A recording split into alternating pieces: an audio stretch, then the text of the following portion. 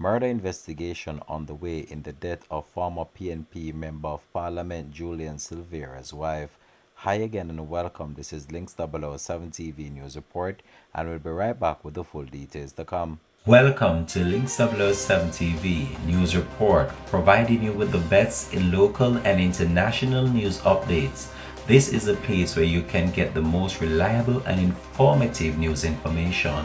Links 007 TV News Report. Welcome back and thanks for joining us. This is Links 007 TV News Report. The police have confirmed that a murder investigation into the death of Melissa Silvera, the wife of former PNP Member of Parliament Jolyan Silvera, has been launched. It was previously reported that Ms. Silvera died in her sleep on November the 10th.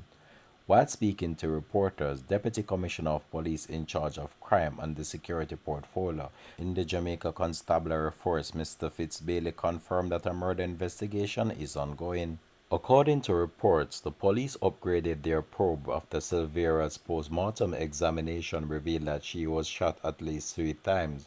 It is also reported that Mr. Silvera, the husband of Melissa Silvera, has retained the services of a King's Counsel and he was interviewed by the scenes of crime investigators. The Silveras tied the knot in December of 2015. Tragically, in 2017, the Silveras experienced another heartbreaking loss when their 2-year-old son Justin drowned in their pool at their Stony Hill St. Andrew home. It had been previously reported that Melissa Silvera passed away in her sleep on the night of Friday, November the 10th.